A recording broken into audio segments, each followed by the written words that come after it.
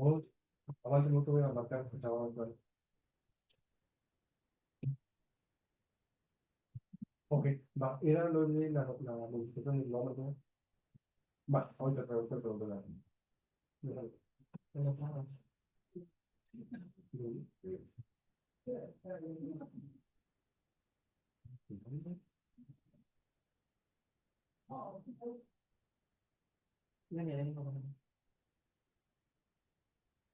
Muy buenas tardes, muy buenas noches a todos. Le doy la más cordial bienvenida al módulo 23. Estamos iniciando con nuestra primer sesión correspondiente a la semana 3, denominada Las tecnologías emergentes en la administración y la gestión, donde esta semana tiene como propósito principal el conocer el uso y aplicación de las tecnologías emergentes en la resolución de problemas. ¿Cuál va a ser la parte esencial de esta semana? La parte esencial o el aprendizaje esperado de esta semana es que el estudiante use tecnologías emergentes precisamente para la elaboración de su cronograma de trabajo y también, de igual manera, para la resolución de problemas que es basado en la técnica SA, análisis de los escenarios. Antes de iniciar con esta presentación, les comparto unos puntos importantes que vamos a estar visualizando. Ya estamos en la semana 3. Para todos los estudiantes y las estudiantes que no tienen la posibilidad de accesar a estos espacios, les comparto algo muy relevante que se ha seguido suscitando, que es entregar las actividades integradoras sin las referencias correspondientes. Nosotros tenemos que apegarnos al manual de prepa en línea C basado en APA. De hecho, esto ya lo turné al tutor porque el tutor se va a poner en contacto con cada uno de los estudiantes que están haciendo caso omiso de precisamente del manual de prepa en línea C. Justamente el manual de prepa en línea C, como se ha compartido, es un instrumento que precisamente preparatoria lo creó para que el estudiante no esté utilizando otras referencias bibliográficas como Chicago, como APA 11, sino apegarnos precisamente al uso de este manual. Otro punto relevante que vamos a estar tomando es para los estudiantes que ya pueden ver su portafolio de aprendizaje, más o menos cómo están en sus avances. Les adelanto. Hay un módulo de recuperación que se da al finalizar lo que es el módulo ordinario. Este módulo de recuperación se da una semana posterior al cierre de lo que es el módulo 23 ordinario, donde les llega una invitación a los estudiantes y las estudiantes que no tuvieron una ponderación acreditable que va desde 49 a 59% para que vuelvan a hacer la entrega de sus actividades y que se hagan acorde a las retroalimentaciones. Entonces, en este sentido, es importante. ¿Por qué? Porque vamos a volver a tomar esas actividades o a lo mejor las fases que no nos salieron correctamente para volver a entregarlas. Vamos a tener esa oportunidad, pero vamos a ir viendo. Esto no quiere decir que ya, por el hecho que a lo mejor lleven 50%, que ya se desaprobó el módulo o no tenemos una calificación aprobatoria. Aún todavía tenemos la oportunidad de poder elevar nuestro promedio entregando correctamente lo que es fase 5, fase 6 y la fase final. Recordemos que como les he compartido, no solamente las actividades integradoras son las que se evalúan en conjunto para obtener un promedio final, sino son las actividades integradoras, los foros de clase, en ese sentido los informes de reflexión. Todos estos elementos tienen una ponderación que en su conjunto el sistema hace un vaciado de la información y da ciertos puntajes para que nos dé lo que es nuestro promedio final. Ahora bien, Mercedes, en la parte desde la sesión uno les he venido haciendo hincapié, ya les he mostrado muchísimos ejemplos y los he invitado a que el estudiante que no conozca cómo citar, cómo referenciar tanto las actividades integradoras que estamos realizando, se pueden poner en contacto conmigo en el chat de la plataforma para que ustedes puedan tener cómo realizarlo. En este sentido, si usted gusta, terminando la sesión, me puede mandar un mensajito y con todo gusto yo le mando un ejemplo para que usted lo vaya ocupando en sus actividades. Bien, entonces también esta parte, retomando un poquito de la información de la semana anterior, que donde vimos la etapa de organización, que tanto la planeación o la planificación junto con la etapa de organización son etapas estáticas, Ahora vamos a adentrarnos ahora a la etapa dinámica, a la etapa donde se va a poner en proceso lo que en su momento ya gestionamos. Recordemos que una de las etapas cruciales que veíamos en la semana anterior era la parte de cómo gestionamos correctamente cada uno de los recursos.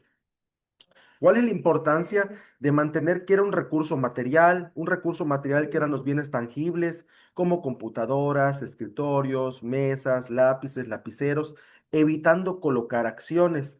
De igual manera, el recurso tecnológico, que eran las tecnologías que íbamos a usar referente a los recursos materiales que estábamos empleando, como Internet, software de gestión, sistema de base de datos, etcétera. Porque a veces, en ese sentido, lo que hacíamos era copiar y pegar los mismos recursos materiales dentro de recursos tecnológicos. Y habían recursos materiales que no se contemplan dentro de un recurso tecnológico. Por ejemplo, si yo coloco una libreta, no es un recurso tecnológico, a diferencia que yo hubiera colocado una libreta digital, que esas sí existen.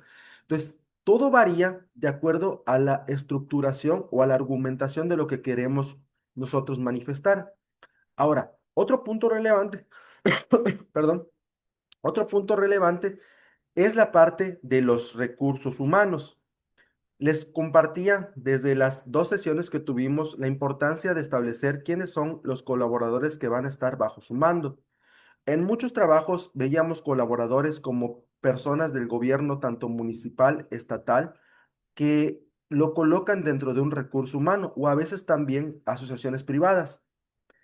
Esta parte reflectiva nos hace nosotros visualizar realmente que no estamos reflexionando qué es un perfil de puesto y quiénes son nuestros colaboradores. Yo no puedo tener, o yo, dentro de la parte de mi proyecto, yo no puedo tener bajo mi mando a un secretario de la Secretaría de Gobernación o a un representante del gobierno. No se puede, porque todos estos perfiles, todas estas jerarquías, todas estas responsables pertenecen a una estructura diferente a la de nosotros.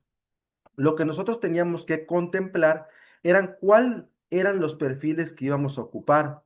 En ese sentido, decir relativamente la parte de cuáles eran las especializaciones, quiénes eran los mandos medios, quiénes eran la parte colaborativa, o sea, los voluntarios, quiénes eran los colaboradores, cómo colocar correctamente un comité vecinal, evitar palabras como yo mismo, evitar colocar, por ejemplo, situaciones en las que se expresaba que solamente iban a trabajar con un solo perfil. Desde ahí ya se denotaba la parte de la viabilidad técnica. Y les compartía, cuando un proyecto deja de tener viabilidad técnica, es un proyecto que no se va a poder realizar en tiempo y forma.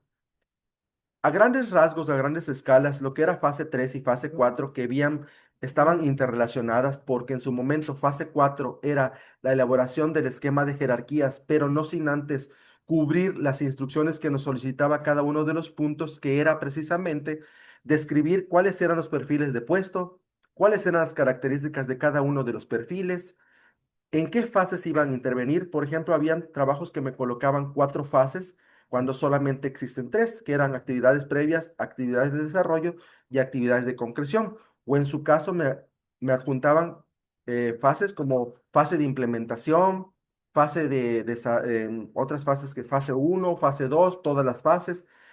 En ese sentido, tenemos que apegarnos a la parte que nos corresponde reflectivamente a la etapa de la gestión. ¿Y cuáles eran las tareas a realizar? Cada uno de estos rubros nos iba a servir a nosotros para poder establecer las líneas de comunicación de manera eficiente. ¿Por qué lo digo de esta manera?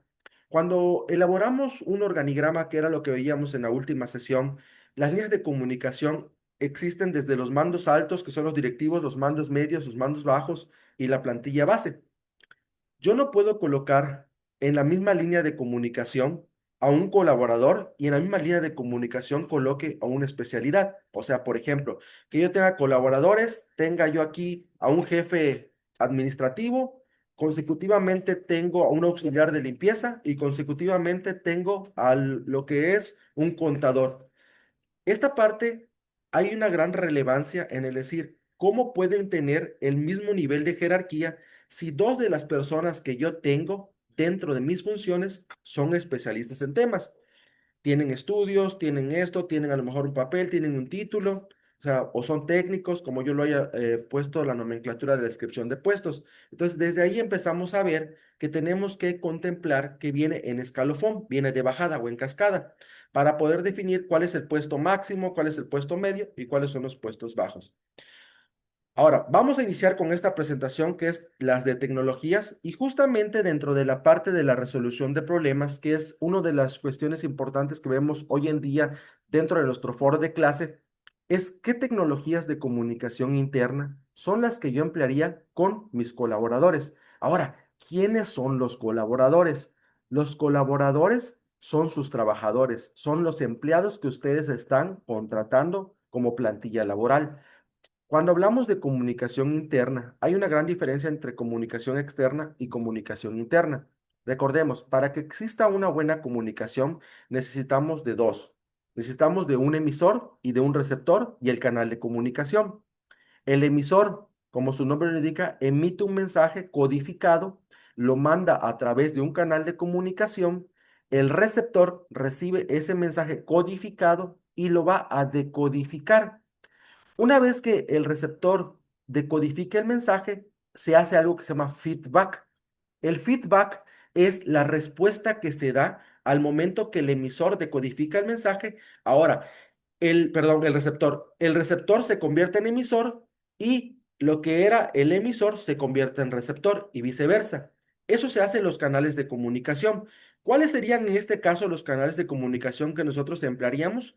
Como redes sociales como ustedes están compartiendo, como tecnologías asíncronas y síncronas, como lo que es Zoom, como lo que es Teams, como lo que es Meet, como muchas empresas manejan hasta chats internos de la empresa creados por especialistas en informática. Entonces, todo esto a través de qué? A través de redes. Leticia, sí, en recursos financieros pueden seguir ocupando la misma palabra de dinero en efectivo sin ningún problema. Rosa María dice, para esa comunicación sería ambas partes de ida y vuelta. Exactamente. Ahora bien, vamos a ver esta parte relevante con relación a el tema del diagrama de Gantt. Ustedes van a ver precisamente que la plataforma les solicita una tabla muy parecida a la fase 3. Por eso, en la parte de las instrucciones nos dice que recuperen la información de la fase 3. Esa información la van a trasladar a la nueva tabla. Van a ver que en esta nueva tabla tiene dos elementos importantísimos, o bueno, tres, porque contiene lo que es el tiempo de inicio, el tiempo final, tiempos totales y tiempos totales por fase.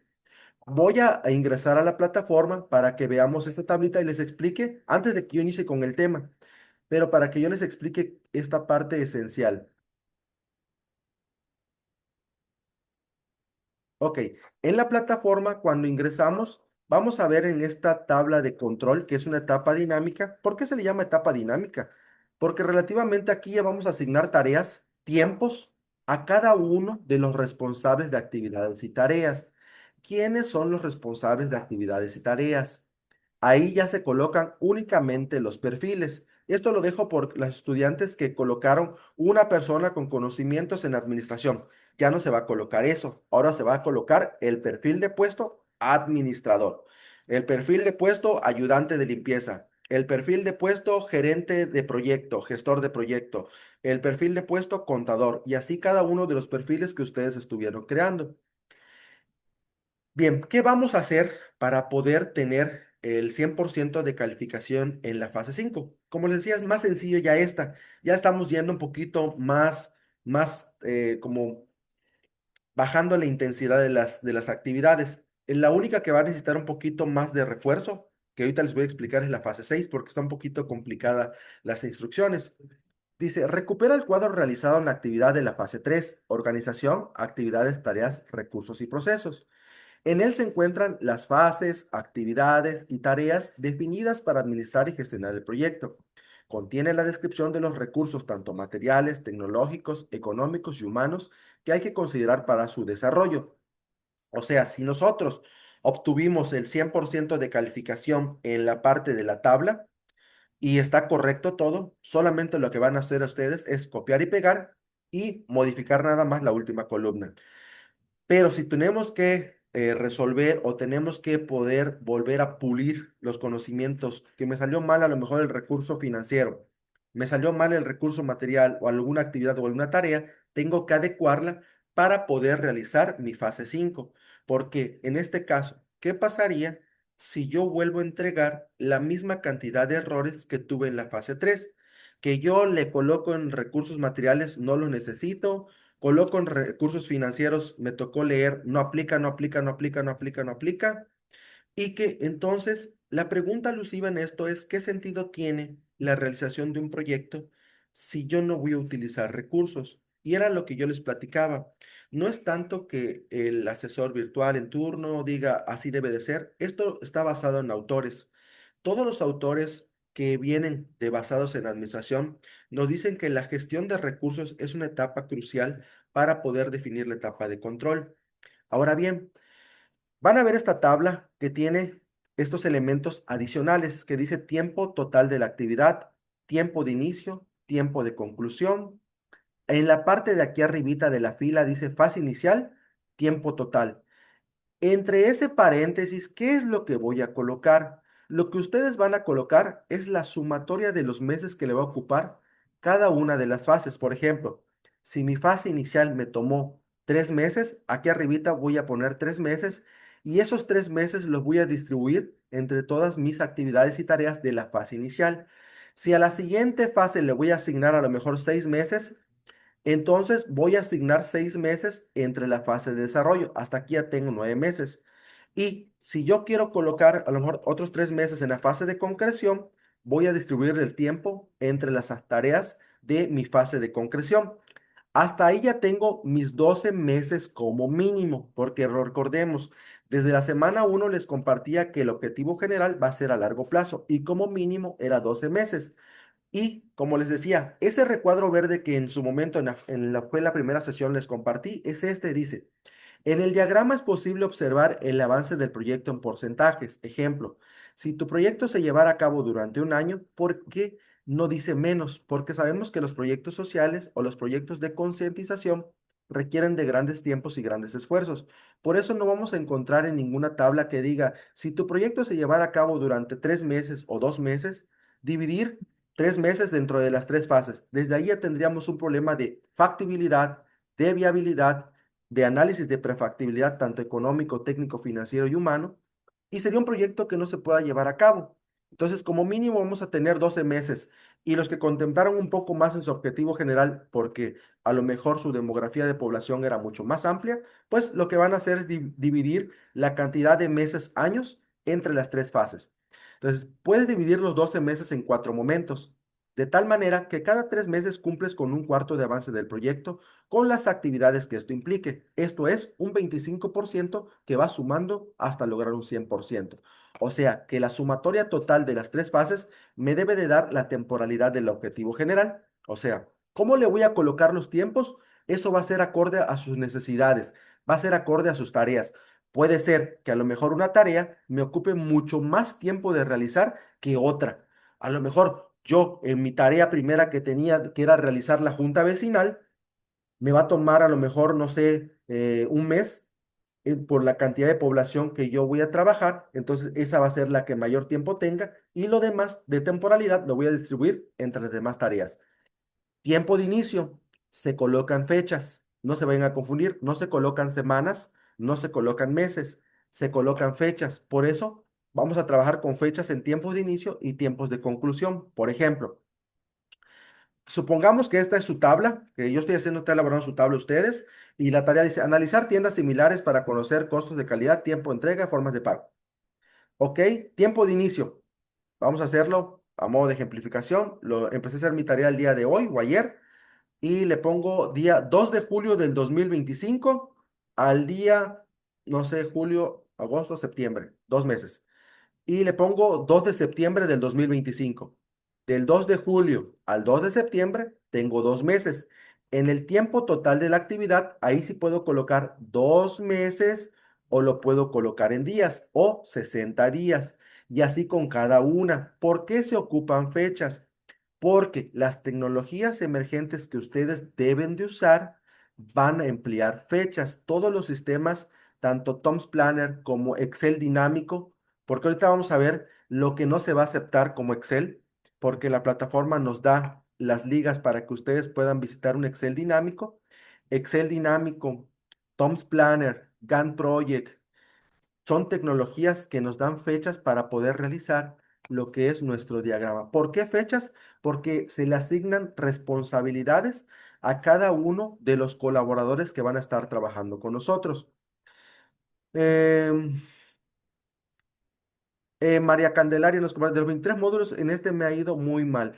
Eso se los compartía, de hecho, justamente cuando iniciamos el primer día, justamente casi todos los estudiantes que han pasado por módulo 23 eh, hacen este mismo comentario o hincapié a este comentario, pero algo que yo les comparto es de una manera muy sincera.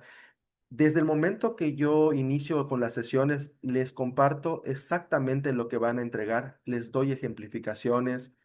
Pongo los trabajos, pongo las características, pongo los elementos y todo está grabado en las videosesiones, desde la fase uno, fase 2, fase 3, fase 4 y actualmente como les estoy compartiendo. Es simplemente seguir lo que se comparte para que ustedes puedan obtener los aprendizajes esperados.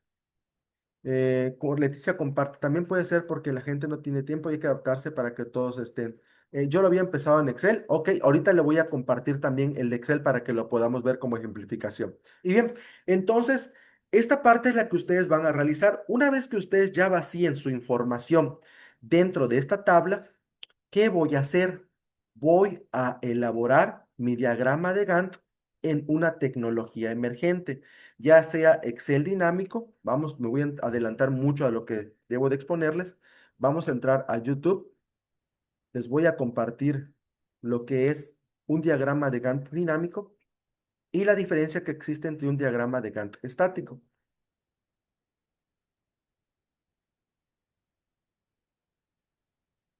Ok, en el YouTube, cuando ustedes entran, colocan diagrama de Gantt en Excel, justamente este video es uno de los videos que tenemos nosotros para compartir al estudiante. Aquí viene paso por paso cómo realizar,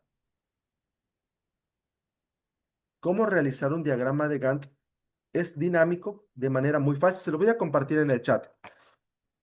Justamente en esta parte, Claudia, las referencias vienen en la página 30 del manual de Prepa en línea CEP, que son las actividades integradoras que ustedes están realizando.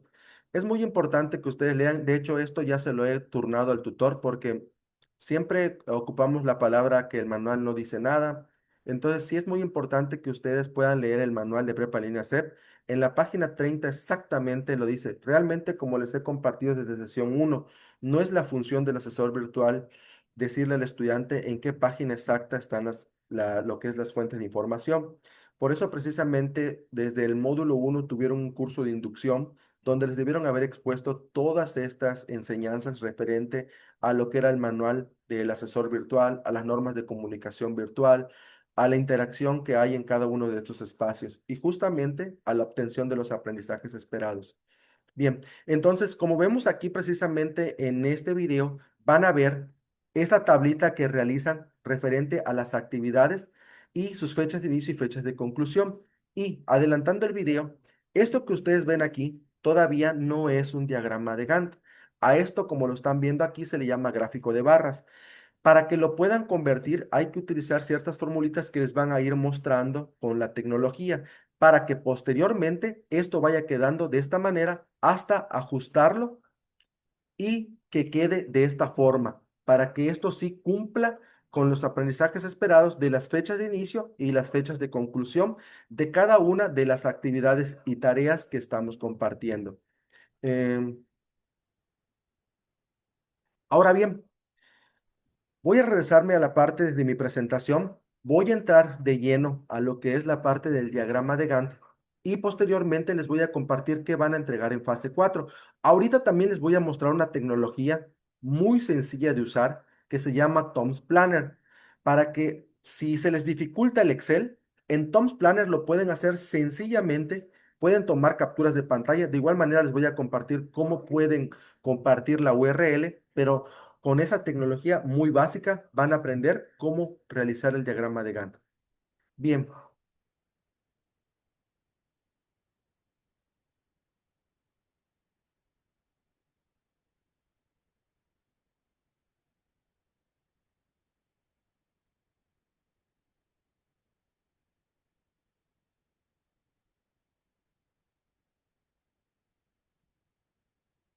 Diagrama de Gantt. Esta persona que vemos en el lado izquierdo es el creador del diagrama de Gantt, que es Henry Gantt, que en su momento, cuando en la historia de la creación del diagrama de Gantt, se llamaba carta de Gantt. Realmente no le tenían puesto el diagrama, sino carta. El diagrama de Gantt, que es la gráfica de Gantt o carta de Gantt, es una popular herramienta gráfica cuyo objetivo es mostrar el tiempo de dedicación previsto para diferentes tareas o actividades a lo largo de un tiempo total determinado. Fue Henry Lawrence Gantt quien entre 1910 y 1915 desarrolló y popularizó este tipo de diagrama en el occidente. O sea, podemos ver que ya tiene muchísimo tiempo de creación los diagramas de Gantt. El diagrama de Gantt resulta útil para la relación entre tiempo y cargas de trabajo. O sea, que la función de estructurar un diagrama de Gantt es saber cuánto tiempo me va a tomar cada una de las tareas y a quién se la voy a asignar. Por eso, cuando elaboramos una carta de Gantt, uno de los elementos esenciales que se debe de tener dentro de las tecnologías emergentes es quién es el responsable de hacerlo. En gestión de proyectos, el diagrama de Gantt muestra el origen y el final de las diferentes unidades mínimas de trabajo y los grupos de tarea.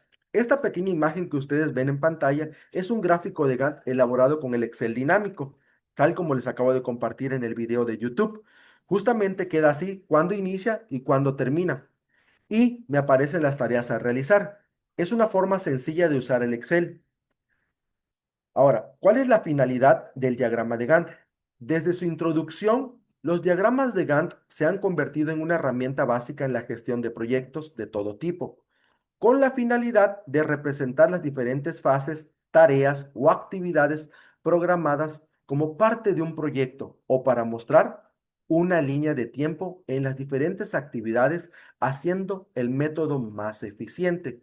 Esto que vemos en pantalla también como imagen es un diagrama de Gantt elaborado con Asana. Como pueden ver, es una tecnología un poco más distinta. Los métodos están muy diferentes. Nos da, si yo toco aquí a esta imagen, que solo es una imagen, ¿no? Si yo toco aquí en la tecnología, me da la fecha exacta. Entonces me da cuándo inicia, cuándo termina y cuánto porcentaje llevo de realizado de cada tarea. O sea, es otra forma de poder hacer una representación de los tiempos de mi proyecto. Básicamente el diagrama está compuesto por un eje vertical donde se establecen las tareas o actividades que constituyen el trabajo que se va a ejecutar y un eje horizontal que muestra en un calendario la duración de cada una de ellas. Esta imagen ahora que ustedes ven es un gráfico de Gantt elaborado con Excel básico. O sea, que realmente nada más es rellenar celdas, le pongo colores a las celdas y hago una alusión de que es un cronograma. Relativamente, estos eran los cronogramas de trabajo antiguos. Esto justamente es lo que no se espera obtener en estos trabajos, porque precisamente la unidad se llama tecnologías emergentes en la administración y la gestión. Entonces, ¿qué es lo que no debo de entregar? Un Excel básico, un Excel rellenado nada más.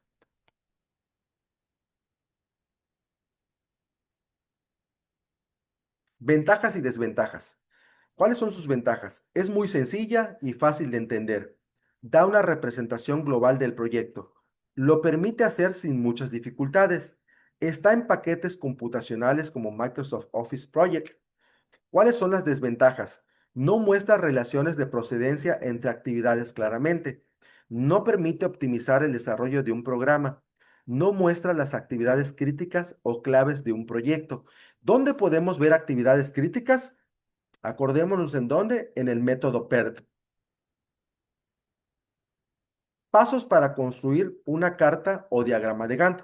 Primeramente, hay que listar las actividades en la columna, que era lo que nosotros veíamos. Cuando elaboramos fase 3, veíamos actividad 1, tarea 1.1, actividad 1, tarea 1.2. Eso es la forma de enlistar mis actividades y mis tareas para conocer cómo van a ir cada una de ellas. Disponer el tiempo y recursos disponibles para el proyecto y indicarlo. O sea, eran los recursos que nosotros establecimos, materiales, financieros, humanos.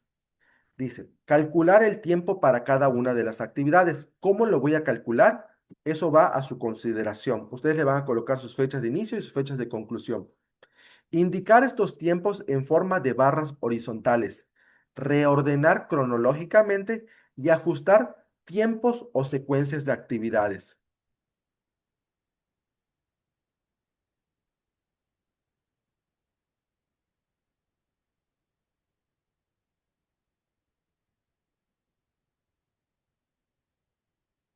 Em, Rubén, relativamente el chat que me has, o sea, lo que me compartes en tu chat, yo ya se lo expuse, ya lo turné justamente porque relativamente mi función es invitarlos a usar cada uno de los elementos. Si usted considera que las sesiones no son fructuosas, no se está transmitiendo el conocimiento que usted podría obtener, puede compartirlo directamente con lo que es lo que es la parte del SAME.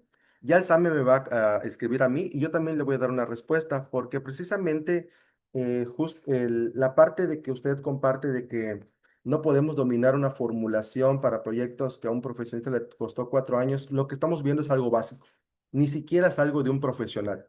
O sea, no es ni la tercera parte de lo que ustedes verían en lo que es la evaluación de un proyecto, lo que son costos de inversión, lo que son estado de resultados, lo que es un estado de pérdidas y ganancias, lo que es el BAM, el BPN, la TIR, la tasa interna de retorno, tasas de recuperación, lo que es la parte de investigación de los análisis de prefactibilidad en el estudio financiero. O sea, relativamente lo que Prepa Línea CEP ve es algo superfluo basado en el proceso administrativo.